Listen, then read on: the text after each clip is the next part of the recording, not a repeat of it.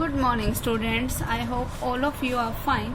देखो, last time हमने अपना फर्स्ट चैप्टर कंप्लीट किया था। आज हम अपना नेक्स्ट चैप्टर स्टार्ट कर रहे हैं, that is about relations and functions.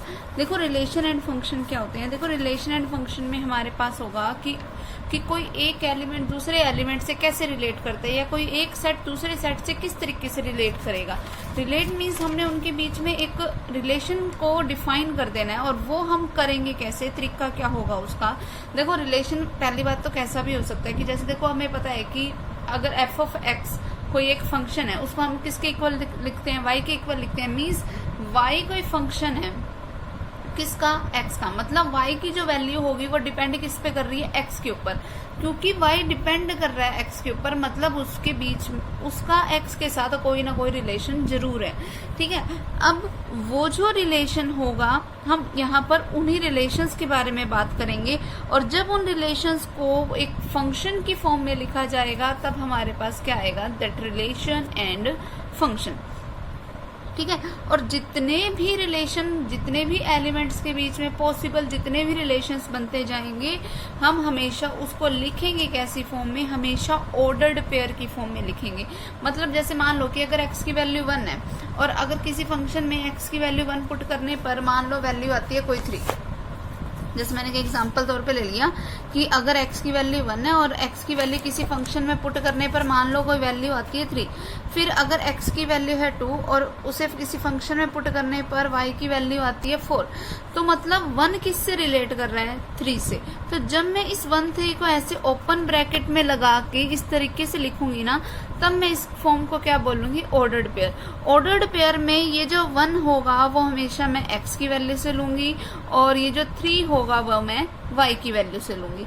मतलब 1 जो होगा वो a सेट से बिलोंग करेगा, और 2 जो होगा किसी b सेट से बिलोंग करेगा।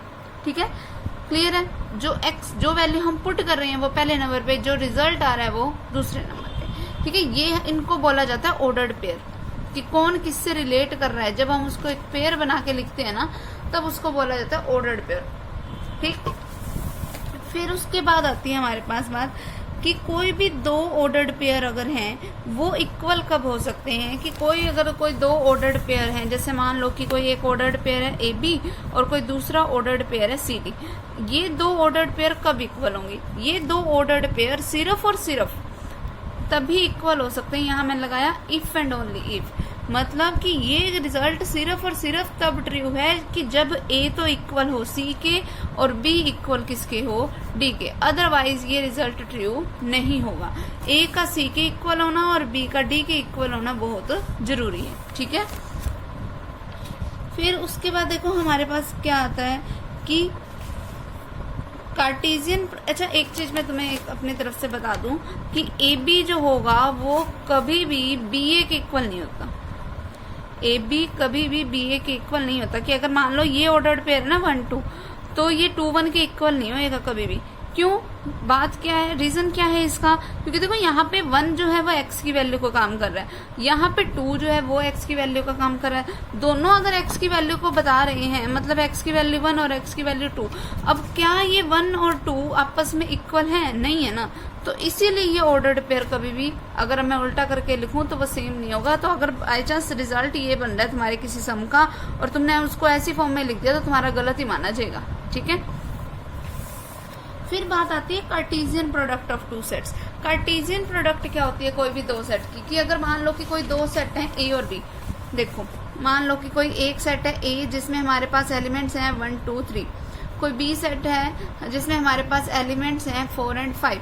कार्टेशियन प्रोडक्ट को पहली बात तो लिखने का तरीका क्या होता है, A क्रॉस B, इस तरीके से हम उसको लिखेंगे। ठीक है, इक्वल्स टू। देखो, कार्टेशियन प्रोडक्ट का मतलब क्या होता है, कार्टेशियन प्रोडक्ट का मतलब होता है कि पॉसिबल नंबर ऑफ जितने भी ऑर्डर्ड पेयर बन रहे हों, जब उन सबको इकट्ठा करके लिखा जाए, तब उसको बोला जाता है कार्टेशियन प्रोडक्ट। अब कितने possible number of ordered pair बन सकते हैं वो देखो। देखो, 1 4 से रिलेट कर सकता है, 1 5 से भी कर सकता है, दोनों ही बातें पॉसिबल हैं। तो जितने भी पॉसिबल बन सकते हैं मैं सारे लिखूंगी इसमें। 2 4 से कर सकता है, 2 5 से भी कर सकता है, 3 4 से कर सकता है, 3 5 से कर सकता है। ठीक है, तो ये जितने भी ऑर्डर्ड पेयर बने, जब हम उनको इकट्ठा इस तरीके से करके लिखेंगे तब उसको बोलेंगे Cartesian product of A cross B. अब देखो एक चीज, जब मैंने पहले नंबर पे ए लिखा तो मैंने हर बार एलिमेंट ए का ही पहले नंबर पे लिया, बी को दूसरे पे लिखा है तो इसीलिए मैंने हर बार बी का एलिमेंट ही दूसरे पे लिया। अगर by chance B cross A पूछ ले वो, तो वो क्या बनेगा, मतलब पहले नंबर पे मैं एलिमेंट किसका लूंगी, बी का, तो वो क्या बनेगा कि 4 इन तीनों से जाके रिलेट करेगा, 4 1 4 2 4 3, फिर 5 1 5 2 एंड 5 3। ठीक है, इस तरीके से ये हमारे पास क्या बन गया, Cartesian product of B cross A. ठीक है, और यहाँ पर ए क्रॉस बी और बी क्रॉस ए इक्वल नहीं है, क्यों, क्योंकि 1 4 4 1 के इक्वल नहीं होता, मैंने अभी तुम्हें बताया था। आगे समझ, बस हाँ ये है कि इनके जो एलिमेंट्स की वैल्यू है, देखो यहाँ पर number of elements in A cross B कितने हैं, वो मैं कैसे निकाल सकती हूँ। देखो अगर मेरे पास बाय चांस दे रखा है कि कोई एक ए सेट है जिसमें हमारे पास 3 एलिमेंट्स हैं, कोई बी सेट है जिसमें हमारे पास 2 एलिमेंट हैं, तो number of elements in A cross B कितने होंगे, तो सीधा इसकी 3 की मल्टीप्लाई कर दो 2 से, वो क्या आ गया 6। चेक करके देख लो 6 है या नहीं है, 1 2 3 4 5 6 6 ही है ना। ठीक है, तो number of elements in A cross B हमेशा 6 ही होगा। फिर सेम उसी तरीके से number of elements in B cross A निकाल लो, वो हमेशा number of elements in A cross B के ही इक्वल होता है, तो मतलब वो भी 6 ही होंगे। चाहे चेक करके देख लो 1 2 3 4 5 6। ठीक है, क्लियर। तो number of elements in A cross B, B cross A के नंबर ऑफ एलिमेंट्स से इक्वल हो सकते हैं, लेकिन उन एलिमेंट्स की वैल्यू इक्वल नहीं होगी। ठीक है, अब अगला देखो, नेक्स्ट क्या आएगा हमारे पास।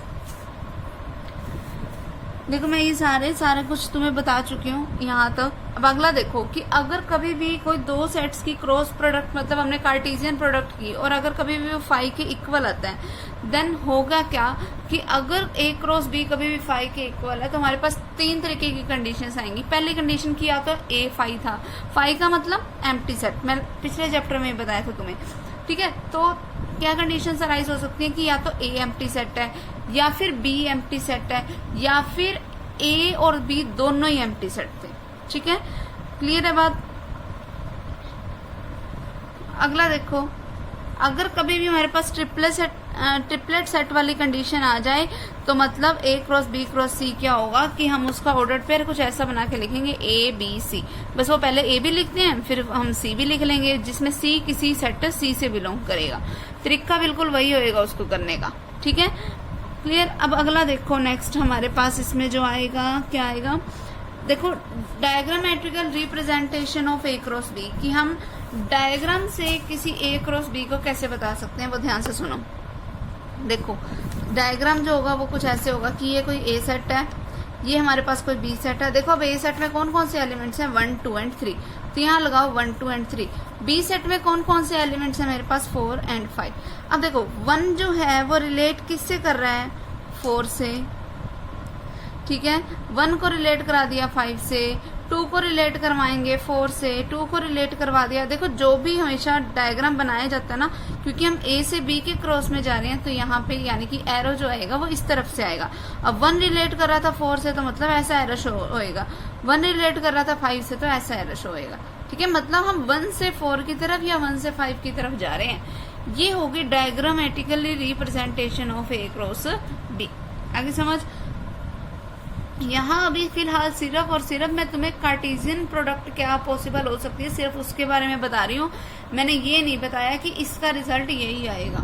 ठीक है, मैंने वैसा कुछ स्पेसिफाई नहीं किया, मैं इसको जनरली ही बता रही हूँ तुम्हें। उसके बाद देखो नेक्स्ट क्या है हमारे पास, next theorem is prove that A cross B union C is equals to होगा A cross B union A cross C के। ये रिजल्ट हमें प्रूव करना है कि अगर मैं पहले बी यूनियन सी करूं, ठीक है, फिर उसकी क्रॉस प्रोडक्ट कर दूं अगर मैं ए के साथ, तो वो इक्वल्स टू होगा कि तो पहले ए और बी की क्रॉस प्रोडक्ट करवाते, ए और सी की क्रॉस प्रोडक्ट करवाते, और फिर उनका क्या ले लेते, यूनियन। देखो जब भी हमारे पास इस तरीके से क्रॉस प्रोडक्ट वाले आ जाएं, देखो ऐसी थ्योरम्स हमने फर्स्ट चैप्टर में भी करी हैं, लेकिन जब उसमें करते थे तब हम एक सिंगल एलिमेंट को एक्स टाइप का लेके चलते थे, लेकिन अब यहाँ पर एक्स टाइप का एलिमेंट लेने से बात नहीं बनेगी। ऐसा रीजन क्या है इसका? वो रीजन ये है क्योंकि यहाँ बात हो रही है क्रॉस प्रोडक्ट की, और जब भी हम क्रॉस प्रोडक्ट लेते हैं तब हमेशा हमें कितने सेट लेने होते हैं? 2 सेट। अगर 2 सेट लेने होंगे तो मतलब हमें एलिमेंट भी 2 ही लेने पड़ेंगे। फिर अगर इन दोनों को इक्वल प्रूफ करना है तो तरीका बिल्कुल वही होगा कि फर्स्ट वाले को दूसरे का सबसेट प्रूफ कर दो और दूसरे वाले को पहले का सबसेट प्रूफ कर दो। ठीक है, अब हम शुरुआत यहाँ से कर लेते हैं A cross B union C से। तो मैंने कोई एक एलिमेंट लेट कर लिया, मतलब एक ऑर्डर्ड पेयर लेट कर लिया AB, जो कि बिलोंग किस में कर रहा है? A cross B union C में। ठीक है, अगर A cross B union C है मतलब A तो कैपिटल ए से है और जो स्मॉल बी है वो किस में से है? बी यूनियन सी में से। तो अब क्योंकि क्रॉस थी तो इसीलिए यहाँ पर क्या लगेगा? एंड, क्योंकि कंफर्मेशन वाली कंडीशन है कि फर्स्ट एलिमेंट यहीं से और सेकंड एलिमेंट इनके यूनियन से है, इसीलिए कंफर्मेशन की कंडीशन है और इसीलिए हमने क्या लगाया है? एंड। फिर अब यहाँ पर यूनियन था, इसको खोल दिया मैंने, क्या बन गया ये? A belongs to A and B belongs to B, या फिर B किसमें बिलोंग करेगा? C में। यूनियन का मतलब क्या होएगा कि B या तो इस कैपिटल B में या फिर इस कैपिटल C में है, तो इसीलिए मैंने यहाँ पर और लगा के लिख दिया इसको। ठीक है, अब आगे देखो, अब मैं यहाँ पर एक देखो, हमने एक थ्योरम पढ़ी थी A intersection B union C जो होता है वो किसके इक्वल होता है? A intersection B union A intersection C के। पिछले चैप्टर में हमने ये पढ़ी थी, वही चीज मैंने यूज की है कि A बिलोंग कर रहा है A से एंड B बिलोंग कर रहा है B से, और A बिलोंग कर रहा है A से एंड B बिलोंग कर रहा है C से। ठीक है, फिर अब इसका मतलब क्या बन गया कि A B किस में बिलोंग कर रहा है? A क्रॉस B में, और यहाँ से क्या बना कि A B किस में बिलोंग कर रहा है? A क्रॉस C में। ठीक है, अब देखो यहाँ और चल रहा है तो मैं इसको यूनियन करके लिख सकती हूँ। देखो अब हमने शुरू यहाँ से किया था, खत्म हम यहाँ कर रहे हैं, तो यानी कि A cross B union C is the subset of A cross B union A cross C के। ठीक है, अब राइट साइड पे आ जाओ। राइट साइड क्या है हमारे पास? A cross B union A cross C। अब मैं कोई ऑर्डर्ड पेयर लेट कर लेती हूँ इस वाले सेट से। मैंने एक AB ऑर्डर्ड पेयर लेट कर लिया इस सेट से। ठीक है, अब AB अगर इस सेट में है तो मेरे पास देखो इनके बीच में यहाँ पर क्या है? यूनियन है। तो इसका मतलब क्या हुआ कि AB या तो A क्रॉस B में है या फिर AB किस में है? A क्रॉस C में। ठीक, फिर A क्रॉस B वाली कंडीशन जैसे मैंने तुम्हें अभी बताया, क्योंकि क्रॉस वगैरह है हमारे पास, यानी कि कंफर्मेशन के केस चल रहे हैं, तो मतलब अब मेरे पास यहाँ से ये चीज कंफर्म है कि अगर AB A क्रॉस B में बिलोंग कर रहा है मतलब A तो A में होगा एंड B किस में होगा? B में, और A में होगा एंड B किस में होगा? C में। ठीक है, फिर अब देखो इनमें से कॉमन क्या आ रहा है कि A किस में बिलोंग कर रहा है? A में, तो मैंने उसको बाहर ले लिया कि A belongs to A and B या तो अब इस कैपिटल B में है या फिर B इस कैपिटल C में होगा। फिर यहाँ पे और चल रहा है तो मैंने इसको क्या लगा दिया? यूनियन। अब देखो यहाँ पर A बिलोंग कर रहा है A से और B या तो बिलोंग कर रहा है B से या फिर C से, मतलब B यूनियन C लिखा है हमने। ठीक है, तो अब हमारे पास इसको कंबाइन करके हम क्या लिख सकते हैं कि इसका मतलब B किस में बिलोंग करेगा? A cross B union C में। अब देखो शुरू हमने यहाँ से किया था, खत्म हम यहाँ कर रहे हैं। Means A cross B union A cross C is the subset of A cross B union C। ठीक है, अब हम इन दोनों को एक दूसरे का सबसेट प्रूफ कर चुके हैं, तो so by using definition of equal sets both of these are equal. ठीक है, क्लियर। उसके बाद देखो नेक्स्ट पार्ट, ये वाला खुद से ट्राई करना, बिल्कुल सेम ऐसे ही है, बस अब यहाँ यूनियन की जगह पे क्या लगा हुआ है? इंटरसेक्शन लगा हुआ है। उसके बाद देखो नेक्स्ट थ्योरम क्या है? Prove that A cross B minus C is equals to A cross B minus A cross C के। ठीक है, अब देखो इन दोनों को अगर मुझे इक्वल टू प्रूफ करना है, मतलब हमारे पास बात तो वही है कि हमें एक को दूसरे का सबसेट प्रूफ करना होगा और दूसरे को पहले का सबसेट प्रूफ करना होगा। वो करेंगे कैसे? हम शुरू यहाँ से करें, let AB belongs to A cross B minus C। इसका मतलब क्या हुआ? देखो हमारे पास देखो क्रॉस वाला चल रहा है, यानी कि A तो इस कैपिटल A से है और B किस में से है? इस B माइनस C में से है, यानी कि A belongs to A and B belongs to, देखो अगर B जो है वो B माइनस C में बिलोंग कर रहा है, इसका मतलब B जो है वो कैपिटल B में तो बिलोंग कर रहा है लेकिन C में बिलोंग नहीं कर रहा। क्यों? क्योंकि C तो इसमें से माइनस हो गया। ठीक है, तो हमने इसको क्या लिख दिया? A belongs to A and B belongs to B and B does not belongs to C। ठीक है, फिर हमारे पास हमने एक थ्योरम करी थी पिछले चैप्टर में, वो क्या थी? A intersection B intersection C किसके इक्वल होगा कि हम इसको ऐसे कंबाइन करके लिख सकते हैं? A intersection B intersection A intersection C. इसीलिए हमने ये थ्योरम बनाई है कि A belongs to A and B belongs to B and A belongs to A and B does not belongs to C। इनको ऐसे कंबाइन करके लिख दिया। अब देखो अगर A में बिलोंग कर रहा है एंड B में बिलोंग कर रहा है तो मैं इसको क्या लिख सकती हूँ कि AB किस में बिलोंग कर रहा है, A क्रॉस B में, एंड ये वाला एज इट इज। अगर देखो A बिलोंग कर रहा है A में and B does not belongs to C, तो मतलब एक जब रिजेक्शन आ जाए तो हम उसको क्या लिखेंगे कि AB मतलब A क्रॉस C में बिलोंग नहीं करेगा। ठीक है, अब देखो AB A क्रॉस B में बिलोंग कर रहा है लेकिन A क्रॉस C में बिलोंग नहीं कर रहा, तो इसके लिए मैंने यहाँ क्या लगा दिया, माइनस। ठीक है, तो इसका मतलब AB बिलोंग किस में कर रहा है, A cross B minus A cross C में। अब देखो शुरू हमने यहाँ से किया था, खत्म हम यहाँ करें, यानी कि ये इसका क्या हो गया, सबसेट हो गया। सिमिलरली हम इसी के सारे स्टेप्स अगर उल्टे लेके जाते जाएं तो हम ये प्रूफ कर देंगे, बस एक एक स्टेप ऊपर चलते जाना और हम इस चीज पे पहुंच जाएंगे और हम क्या बोल देंगे कि ये जो है वो ये वाला जो बनेगा हमारे पास A cross B minus A cross C जो होगा वो सबसेट किसका होगा, A cross B minus C का। ठीक है, तो फिर वो दोनों आपस में क्या बन जाएंगे, इक्वल। क्लियर। उसके बाद देखो नेक्स्ट प्रॉपर्टी क्या है, next theorem is prove that A cross B intersection C cross D जो है वो इक्वल्स टू आएगा A intersection C cross B intersection D के।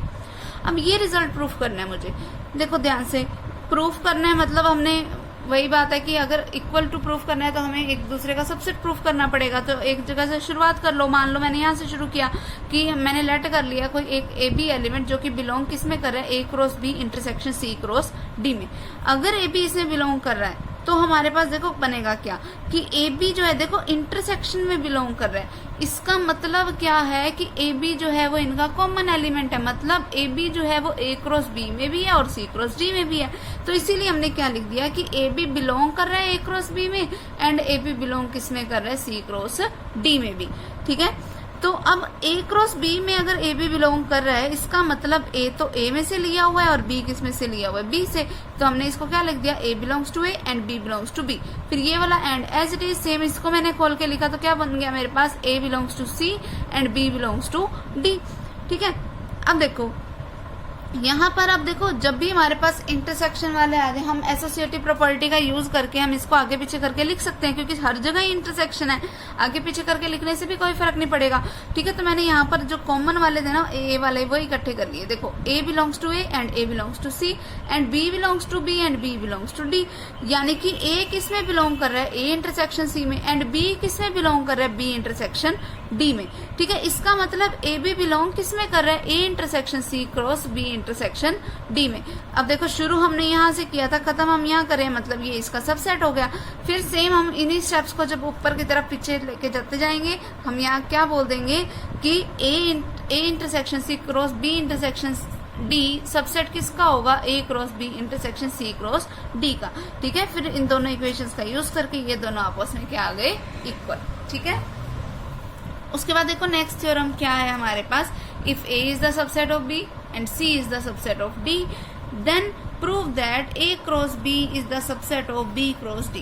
कि अगर A B का सबसेट है, मतलब ये चीज हमारे पास गिवन है, और C is the subset of D, ये भी गिवन है हमारे पास। अब देखो A is the subset of B का मतलब क्या है कि A के सारे एलिमेंट्स B में पड़े हैं, और C is the subset of D का भी यही मतलब है कि C के सारे एलिमेंट D में पड़े हैं। अब देखो हमें प्रूफ क्या करना है कि अगर मैं A क्रॉस C करूं तो वो हमेशा सबसेट होगा किसका, B क्रॉस D का। अब ये रिजल्ट प्रूफ करने के लिए देखो हम करेंगे क्या, सबसे पहले हमने यहाँ से देखो हमने इसका सबसेट प्रूफ करना है ना, तो मैंने यहीं से शुरुआत की। वो क्या है कि मैंने कोई एलिमेंट लेट कर लिया, एक ऑर्डर्ड पेयर लेट कर लिया AC टाइप का, जो बिलोंग किस में कर रहा है, A क्रॉस C में। अगर AC A क्रॉस C में बिलोंग कर रहा है, देन हो क्या गई हमारे पास बात कि A जो है वो कैपिटल A से एंड जो स्मॉल c है वो कैपिटल C में से है। इसका मतलब A belongs to A and C belongs to C। अब देखो हमें तो पता है कि A के सारे एलिमेंट्स B में पड़े थे, इसका मतलब ये जो मैंने स्मॉल a लिया है वो खुद भी तो B में पड़ा ही है, तो इसको मैं ऐसे लिख सकती हूँ A belongs to B। And अब देखो C के सारे एलिमेंट किस में पड़े थे, D में पड़े थे, और अगर मैं ये स्मॉल C में से ले रही हूँ, इसका मतलब स्मॉल c जो है वो D में भी है, क्योंकि C के सारे एलिमेंट D में ही तो पड़े हैं। ठीक है, तो इसीलिए यहाँ पर मैंने क्या लिख दिया, and C belongs to D। अब अगर मैं इन दोनों को कंबाइन करके लिखूं तो क्या बन गया कि AC किस में बिलोंग कर रहा है, B क्रॉस D में। अब देखो शुरू हमने यहाँ से किया था, खत्म हम यहाँ करें, यानी कि A cross B A cross C is the subset of B cross D. ठीक है, यही हमें रिजल्ट प्रूफ करना था। उसके बाद देखो नेक्स्ट थ्योरम क्या है हमारे पास। Next theorem is if A is the subset of B, then A cross A is equals to A cross B intersection B cross A। अब ये रिजल्ट मुझे प्रूफ करना है। देखो इक्वल टू प्रूफ कर रहे हैं, मतलब हमें एक दूसरे का सबसेट भी प्रूफ करना पड़ेगा। ठीक है, गिवन हमारे पास ये है that A is the subset of B, means A के सारे एलिमेंट B में पड़े हैं। ठीक है, अब शुरू हमने यहाँ से करना है ना। ठीक है, अब देखो लेट ए बी मैंने कुछ ले लिया, किस में से, ए क्रॉस ए में से। अगर ए बी मैंने ऑर्डर्ड पेयर ए क्रॉस ए में से लिया, मीन्स ए में बिलोंग करे एंड बी किस में बिलोंग करे, कैपिटल ए में। ठीक है, ये बात हो गई, क्योंकि क्रॉस था तो इसीलिए मैंने पास कंफर्मेशन थी तो मैंने एंड लगा के लिख दिया। अब देखो एक चीज कि ए जो है वो ए में बिलोंग कर रहा है एंड बी जो है वो ए में बिलोंग कर रहा है, मीन्स मैं ऐसे करके लिख सकती हूँ इसको ऑर्डर्ड पेयर बना के, क्योंकि दोनों ही ए में से बिलोंग कर रहे हैं। एंड इसको मैं अगर 2 बार करके लिख दूं तब भी मेरे को कोई फर्क नहीं पड़ेगा। And A belongs to A and B belongs to B. अब इस ए टू को तो मैंने एज इट इज लिखा। अब देखो बी बिलोंग्स टू ए। देखो मुझे गिवन क्या था कि A is the subset of B, मतलब ए के सारे एलिमेंट पड़े किस में है, बी में। अगर ए के सारे एलिमेंट्स बी में पड़े हैं तो इसका मतलब ये जो बी मैंने ए में से ले रखा है वो एक्चुअल में बी खुद में कैपिटल बी में भी पड़ा है, तो इसीलिए मैंने यहाँ पर क्या लिख दिया, B is the subset of B.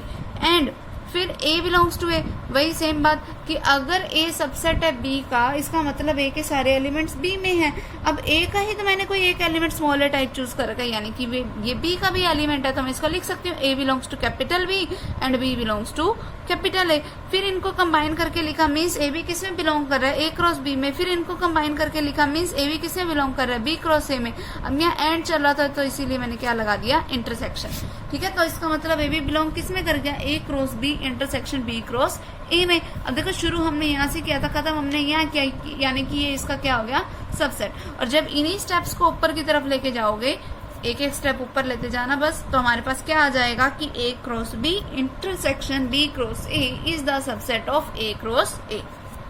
ठीक है, फिर bye using definition of equal sets ये दोनों आपस में क्या हो जाएंगे, इक्वल। ठीक है, क्लियर।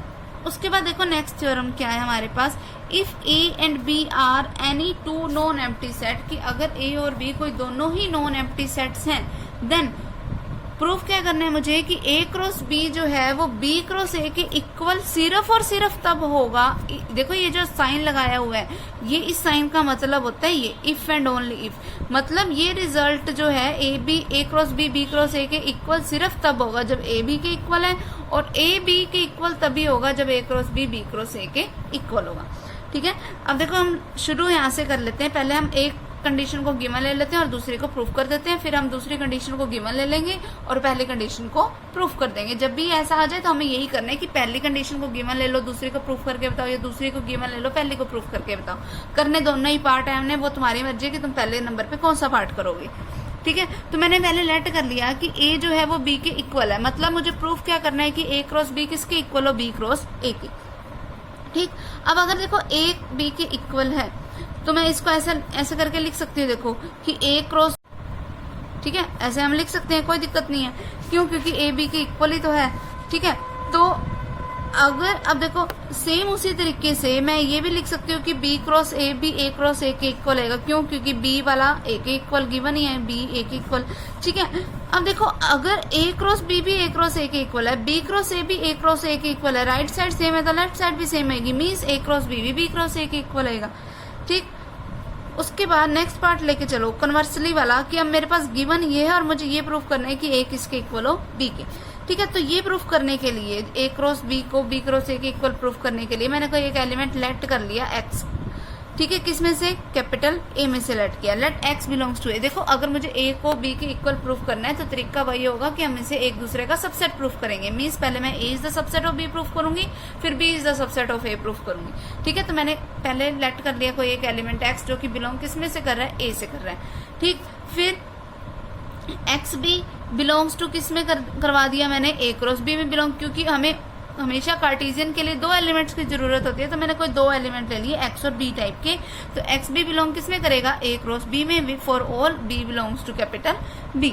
ठीक है, अब देखो, अब क्योंकि ए क्रॉस बी तो मुझे बी क्रॉस ए के इक्वल गिवन है, तो यहाँ पर ए क्रॉस बी की जगह पे मैं बी क्रॉस ए लिख सकती हूँ। मतलब एक्स बी किस में बिलोंग कर गया, बी ए में, बी क्रॉस ए में। मतलब एक्स एलिमेंट किसका बन गया, ए का, और बी एलिमेंट किसका बन गया, इस कैपिटल ए का। तो देखो अगर एक्स जो है वो बिलोंग कर रहा है बी में, शुरू हमने यहाँ से किया था, खत्म हमने यहाँ किया, means A is the subset of B. Same उस तरीके से मैंने y कोई एलिमेंट ले लिया बी में से, तो मैंने कोई ऑर्डर्ड पेयर बनाया ए वाई टाइप का, जो कि बिलोंग किस में से कर रहा है, ए क्रॉस बी में से। ठीक है, इसका मतलब क्या हुआ कि ए जो है वो कैपिटल ए में है और स्मॉल वाई जो है वो किस में है, कैपिटल बी में है। अब ए क्रॉस बी तो मुझे बी क्रॉस ए के इक्वल गिवन है, तो मैं यहाँ बी क्रॉस ए लिख सकती हूँ। तो ए वाई किस में बिलोंग कर गया, बी क्रॉस ए में। इसका मतलब ए जो है वो कैपिटल बी में से है और वाई जो है वो कैपिटल ए में से है। अगर अब वाई कैपिटल ए में से है, देखो शुरू हमने यहाँ से किया था, खत्म हमने यहाँ किया, मीन्स क्या बन गया, B is the subset of A. और by using definition of equal sets A B की क्या आ गया हमारे पास, इक्वल। ये रिजल्ट हमें प्रूफ करना था। तो इसकी बाकी की जो थ्योरम्स हैं वो हम नेक्स्ट टाइम करेंगे। ठीक है, एक ही थ्योरम रहेगी, वो अब हम नेक्स्ट टाइम करेंगे और इसकी एक्सरसाइज के सम भी करेंगे। आज के लिए इतना बहुत है।